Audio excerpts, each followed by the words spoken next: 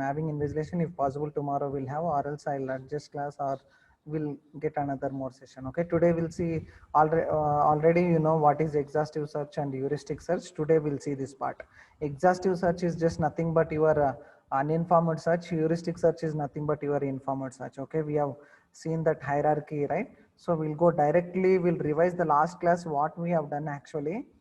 Okay, so here we are right now, so maybe 2 to 3 classes we are going to wind up this unit.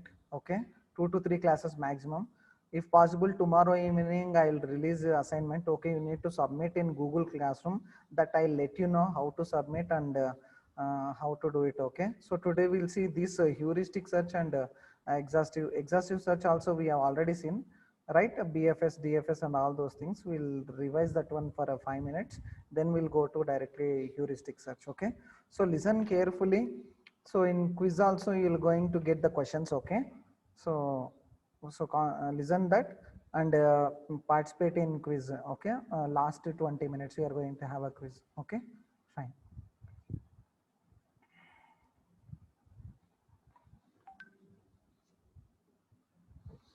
Yeah, this is the hierarchy, right, which we have seen earlier. Search algorithms, uninformed search, uninformed search. Uninformed search is just nothing but your exhaustive search. Informed search is nothing but your heuristic search. Okay, so depth first search, breadth first search, uniform cause search, greedy search, right? So this we are going to see today. In informed search we are going to see heuristic search and all those things. Just we'll have a 5 minutes of a glance what we have discussed in the previous class, right? So this is a thing we have discussed in the previous class, uninformed search strategies. So what is a search actually? How we need to get the information what we needed actually? Why we are going for these kind of algorithms? What we are going to get? What we are going to get the domain specific knowledge about these searches? We are going to, we have already seen in the previous class. So we have seen also initial state and what is a goal state, and what are the operators, right, which we have seen in the previous class. So this is the DFS BFS searches. Okay, so breadth first search, you know, already we have already discussed, which will touch each and every, expand all the nodes, which will touch each and every from source to destination. Every level it is going to search. We have seen advantage and disadvantage also. I have shared PPT also. And depth first search also we have seen, it will goes to expand nodes at the deepest level left part, then it will comes to the right part. We have seen first it will go to the left search, then it will come back to the, even though there is no path, or even though you won't reach the final node for this search, it will search according to its what we call it as uh, what kind of methodology it will follow. Can you anybody tell BFS and DFS what kind of methodologies it will follow? Anybody in the class? BFS follows what kind of methodologies? DFS follows what kind of methodologies? Anybody in the class? You not unmute yourself and answer. What kind of methodologies the BFS will follow? Sir, BFS will follow FIFO principle, sir. Very good, excellent. What DFS will follow? E4? LIFO. E4 I asked. E4, what kind of methodology a DFS will follow? Depth first search. Depth first search. E4 లేరా అండి? C7? Sir, LIFO, sir. Yeah, okay. Very good. We have already seen all those things, right? We have explained, we have gone through these graphs and trees also. In the previous, we have seen advantage and disadvantage of BFS. So no need to what you call rewind again and again, right? So we have already seen all this. Why? Because today very important topic, heuristic search will it will take some time. Okay, so please bear and listen carefully. We are going to have a quiz also. So depth first search also, depth first search, just now one student said LIFO, we are going to follow LIFO approach, right? So which will follow left of what you call every node, and even though if suppose there is no G at all here in the, if there is no what you call final node at this tree, so it even it will search according to its methodology, or what you call what you call approach. Okay, so these are the advantages and disadvantages of depth first search. And we have seen uniform cost search algorithm also. So so far we have seen only the node names with the circles, right? So here we are going to see with the weights also. So based on the weights, even though we have a shortest paths also, it will see it will work according to the cost, lowest cumulative cost. Okay. So since you people are asking more examples, we'll discuss in further classes, or we'll see. I have already shown one example of how a object scanning will be done. Either it is an orange or an apple with the 2 lines of Python code. Similarly, here what the subjects will deal about is we can discuss a lot of examples, but we can't go in depth like practical. There is no lab for this subject, right? So we can't go in depth. So if you want to explore, you can explore by yourself. If any possibility is there for me to get more simple and realistic examples, I can present you here right now. Okay, so if I found like that, if it is very interesting, actually I thought of sharing one more video. I didn't find that one. If I find that one, I'll show you how this AI is applicable for these machines, how they are going to act according to situations, how they are writing code, on what conditions, sorry, on what testing strategies they are following for these kind of objects. When a algorithm or code has been dumped into the machine like that, we'll see each and everything. If I found an interesting thing like that, definitely I'm going to share you one important video in the upcoming classes. Okay, so you know this uniform cost such right, so it's depending upon weight. So many answered on that day. What is the best lowest cost also we have found out, like from S to A to B to G. We have a path cost of 5. If we go to another way from B to A to B to C to G, we'll get more cost. Then here if you go like this, S to D to G, the cost is 11. So this is how we have seen in the previous classes, right? I asked what is the lowest cost for this search to reach from S to G. So initial node is S and the final node is G. What is the lowest cost? And can you define the path S to A to B to G? Okay, fine. So this is what we have seen, all the three things. These are all comes under what? Exhaustive search. We'll call it as what? Exhaustive is also called as what? Uninformed search. And informed search, we are going to call it as heuristic search. Means uninformed means it is not informing you, or it is not cautioning you if we dump this algorithm. Example, BFS, DFS, or what we call uniform cost search. Even though you have, suppose for example, you are coming from your location to college. If we use this kind of uninformed search, it won't tell you that which one is the lowest what you call path to reach, sorry, which one is the shortest path to reach to the college. It won't inform you. Even though sometimes if there is no final goal is there, it won't inform you. That is called exhaustive search. So these are the disadvantages in uninformed search. So if you go to informed search, that's why there are so many disadvantages in this kind of things. But one important thing in uniform cost search is it is going to work on lowest cumulative cost. Okay. So the next and important is informed search algorithm. So that is what we call it as heuristic search. Okay. So I have one more PPT here, which is very interesting. I want to share with you. Similarly, so I'll go to that one. Okay, just wait for a minute. So we are going for informed search. Informed means it is informing what is the best intelligent choice you can make. Okay, that we'll see right now.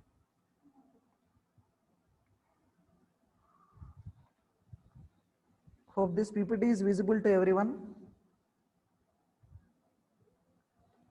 కనిపిస్తుందండి?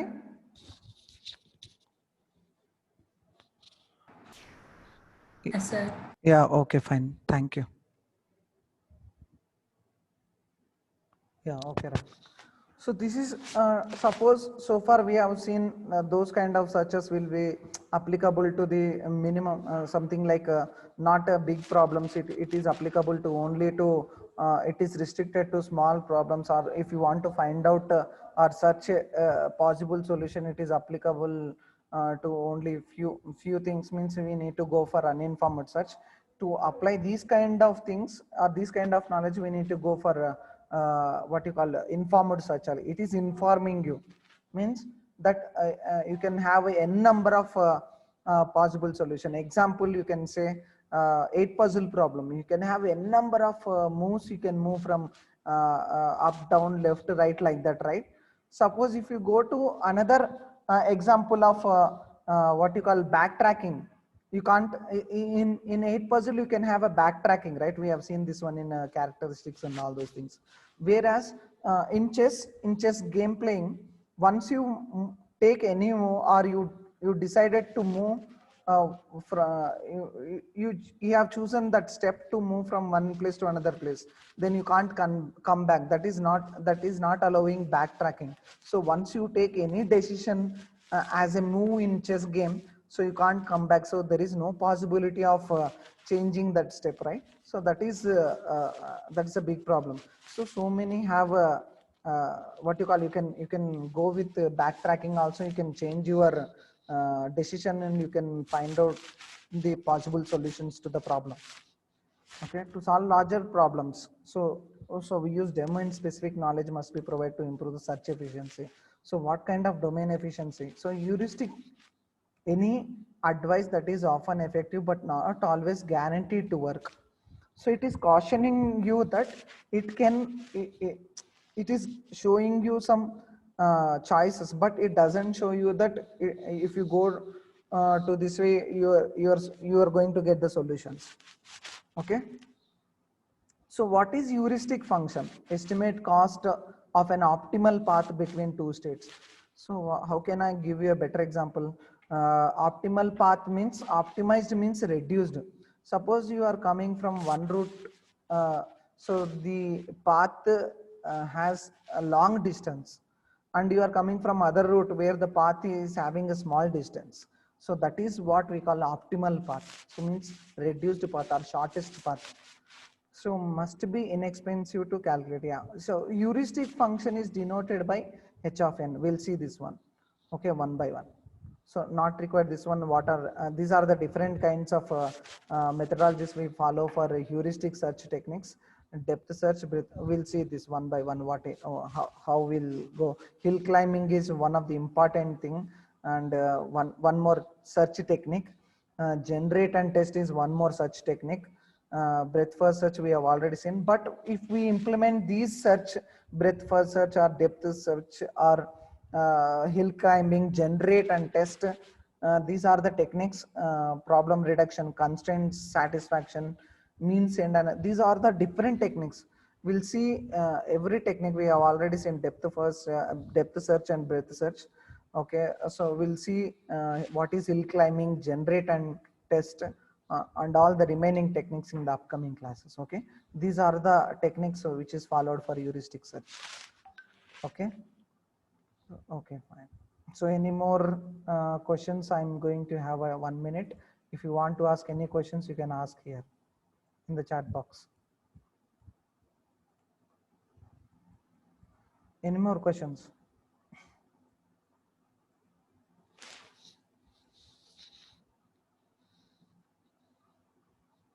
Okay, fine. So one more, what is searching in AI? So it is just like a human, right? If human stops thinking, so the machines also have a similar kind of situations, right? It can't do the work further. So they require some series of well-reasoned outsteps before finding a solution. So just like how human behavior, so similarly these machines also should mimic a human behavior. So if we stop thinking at some point of time, we'll stuck at something, right? So similarly, how our mind or brain won't function, similarly machines also in such kind of a situation. Okay. So they require, so machines also require a series of well-reasoned out steps before finding a solution. So means to find a solution, they require some steps to be followed. We'll see what kind of those things. This is what searching, you know, what is meant by searching and all those things, right? Okay. So what is the major goal of AI? So to give computers the ability to think, or in other words, mimic human behavior. Similarly, we'll call it as artificial intelligence. So coming to the next slide. These are the theory parts. Coming up will be more interesting. Okay. Yeah. So when you have a complex problem, what you will do, you will divide the task into simpler, or you will divide the work into equal partitions. Similarly, here also, if you have a larger problem, so it will divide into modules, it will work, then it will encapsulate, then provide solution as a single solution. This is what similarly happens to the machines also. So when you have a larger work, so any human who is having what you call big task to do, he will divide the task into, he will give the task to others and tell them to get the some data after you get the solution and submit it to me. Similarly, same machines also. So similarly, machines also have complexity, so it can a computer can easily solve. So where humans will divide the work to all others and will get the solution. Similarly, humans can distribute to other process and it make execution and it will provide you a solution. Okay. So these are all the things not required for you. We'll see. We'll have a glance for 1 minute. Okay. So we have already seen, right? So how humans would solve a such problem. First, we need a representation of how our such problem will exist. So manam oka problem we have a problem. How to find out solution? That is what not here we are searching for solution. We normally use search trees for representation of how such problem. So tree-like structure we can form a how to get solution. So tree means top to bottom, how it will what is a initial state, what is the final state. So tree-like structure we can form. So it's a series of interconnected nodes that we will be searching through. So we normally use search trees for representation of how such problem will exist. So it's a series of interconnected nodes that we will be searching through. So this is how searching will goes on when a problem occurs. See here one simple example. Here all nodes are indicated with circles. You know that one, right? Edges with lines and all those things. No need to discuss all these things, right? In the above graph, it is saying simple. These PPTs are what you call prepared by all the 4 faculty of a single subject, and we'll sit all together. So how the student will understand, so we need to make them very easy when they learn these PPTs. So this is how we got some examples and important points. We didn't bring it from any internet or any other, maybe one of the sources internet, but we will all discuss together. We'll get all these points, we'll come up with more examples. ఇదేం ఊరికే గాల్లో వెతికి తెచ్చింది కాదండి, మేమంతా కూర్చొని time తీసుకొని prepare చేసి చేస్తాం ఈ పీపీటీని. Okay, hope you people are understood. So in above graph, the path connections are not two-way. Yeah, obviously they are not two-way. Why? Because to reach A, we can sorry, all paths go from top to bottom. Yeah, we can't. There is no back way of going. So top to bottom. Other words, A has a path. So A has a path to B and C, but B and C doesn't have a path to A. Obviously, why? Because it's a top-down approach.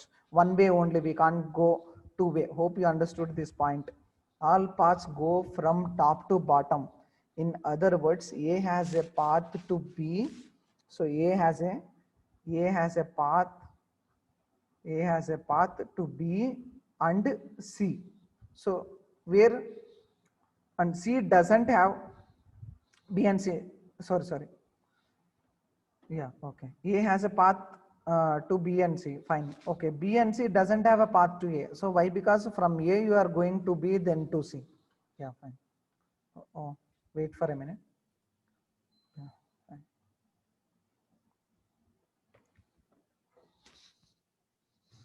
Yeah, 1 second.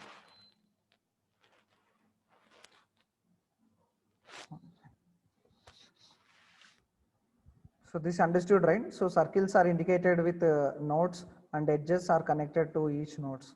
Those will call it as what you call edge or a path, and those nodes that it connects to are called neighbors. Okay. So you can observe B and C are neighbors of A. Okay. Here. Yeah, wait 1 minute now.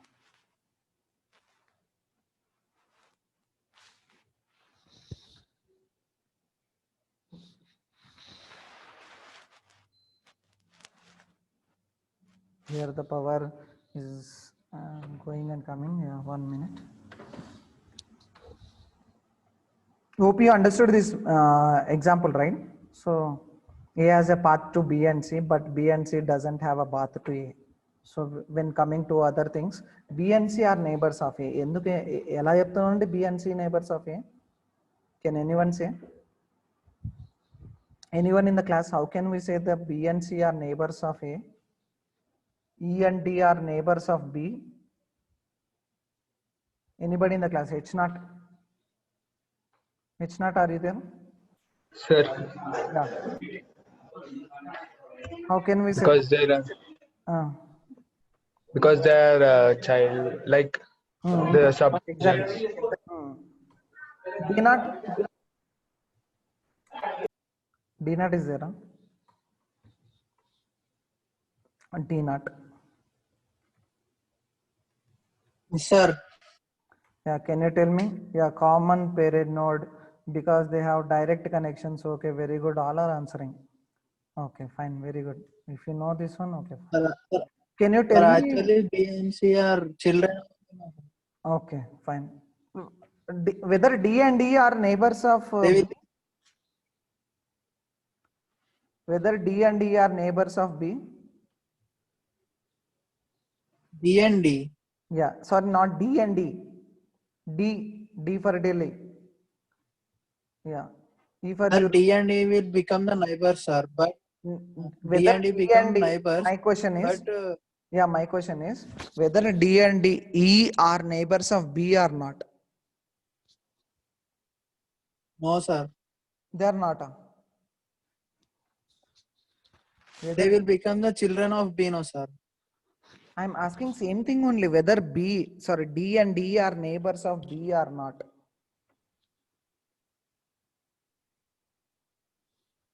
According to me, D and E are neighbors, but not the neighbors of B. They are neighbors only, sir. See, When compared to B, they will become the children of B. yeah, obviously A has a two child nodes, B and C. Those are neighbors of A, right? D and E also neighbors of B. So B is neither a neighbor of D and E. That is the question here. Hope you understood. You can have a glance to this slide, right? Each lettered circle in our graph is a node. Obviously, a node can be connected to other via our edge or path, and those nodes that it connects to are called neighbors. Oh, obviously, here in the above tree, B and C are neighbors of A. Obviously, so D and E are neighbors of B. Okay, so B is not.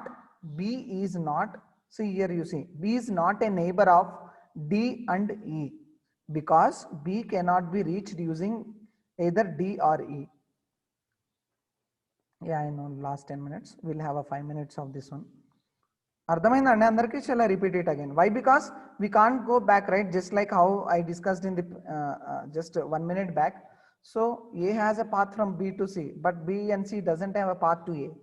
Why? Because there is only top to bottom only one way path. I am saying there is no two-way path. Going back is not possible in the tree searching. So this is what happened here. Am I right or not? You can unmute yourself and you can talk, anybody in the class. What happened to power issue?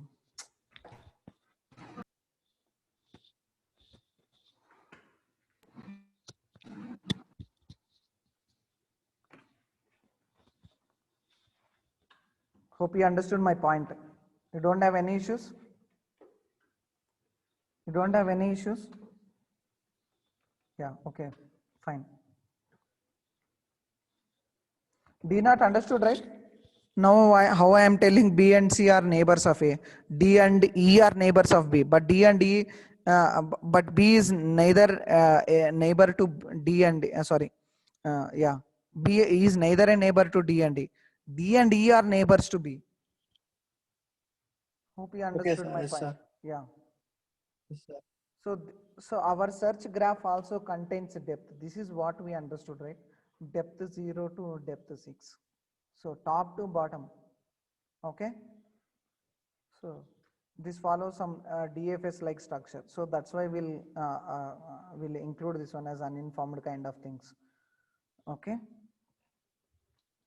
So we now have a way of describing location in our graph. Yeah, obviously we know how the various nodes, the lettered circles related to each other. Now we know what is a circle, what is a edge, what are neighbors, right? All these things we know right now. So this is one important example which I want to share with you. Listen carefully. Okay. This one important example I want to share with you. So heuristic search technique. So here what the first points, the heuristic search itself says that it optimizes problem using heuristic function. As we have already discussed, heuristic function is denoted by h of n. Still 7 minutes remaining, no problem. Last 3 minutes I'll tell you to disconnect and log in again, okay? So what is this optimize meaning? What is the meaning of optimize? What is optimize? Optimize means reducing the problem to some small steps. You can't go to a to reach the goal state. You can't have a 10 number of steps. Even if you can reduce it to 5 steps to reach the goal is a very good option, right? Very good solution. So we'll call it as optimize. So that's why we go with heuristic search. Why? Because in uninformed search, where you can go with every level as a BFS and DFS as what we call only through one way of solution approach like FIFO and LIFO. So where we can have a goal node, whether the goal is solution is there or not. So when we go to again to uniform cost search, so this heuristic search is saying in such a way that it solves problem in minimum steps are caused. So if you have a big problem also, it will try to reduce the problem as to reach the solution in a lowest minimum steps. So it will optimizes the big problem into small problem. So that is what tries to optimize the problem using heuristic function. We'll see what is this heuristic function, in what way it helps to find out the lowest cost or finding the solution in minimum number of steps. So that is heuristic search. Okay, optimize means try to solve problem in minimum steps or cost. That is our aim. That is what heuristic search represents. So heuristic function is denoted, it is a function which is denoted by h of n. Listen carefully, h of n, that gives an estimation on the cost of getting from node n to the goal state. So n is the node here where h is the heuristic. So it will be denoted by h of n, and we can have a goal state. What is the goal state? We'll discuss in types of heuristic search. There will be two kinds of heuristic search we'll see. So now we'll see one example how we can have a better intelligent choice we are going to see. All right, we'll see that one.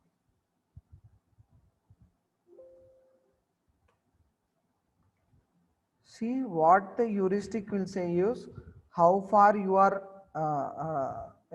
intelligent to choose the right solution, or how your intelligent methods are applied to reach to the goal state is the major part here. Yeah, we'll see one example. There are two states here you can see in the PPT. Just I'll wind up in 2 minutes, okay? Then you can log in again. Yeah, there are two states here from Delhi to Jaipur. Route 1 says that to reach to Jaipur, so first route, choosing route 1 assumes there are 10 kilometers, okay? Just assume. See here, there are two states, Delhi and Jaipur. So to reach Jaipur, so initial node will be Delhi, final node will be Jaipur. So first to reach to the goal state, we need to find the route. So to go for route 1 or to choose route 1, so it is telling you to what you call, you need to go to choose route 1, it costs 10 kilometers. To choose route 2, it costs 20 kilometers. Okay, fine. Now, that is not the final one. So to reach to the Jaipur, from route 1 to Jaipur, it costs 300 kilometers. Sorry, the distance is 300 kilometers. So to route 2, the distance is 20 kilometers. From 20 kilometers, route 2 to final Jaipur, to reach Jaipur, there is 250 kilometers. Now we can have a total cost. If you go to route 1, if you choose route 1, the distance will be 10 plus 300, 310 kilometers. If we choose route 2 to final state, what it assumes, route 2 to final 20 plus 250. Why? Because route 2 to Jaipur 250. To choose route 2, there are 20 kilometers. 20 plus 250 equal to what? 270. Can anyone say which one you will choose? I want in the chat box solution. I'll keep sharing this chat box. ఏ route choose చేసుకుంటారండి? See, to reach now initial state is Delhi, final state is Jaipur. So goal state is Jaipur.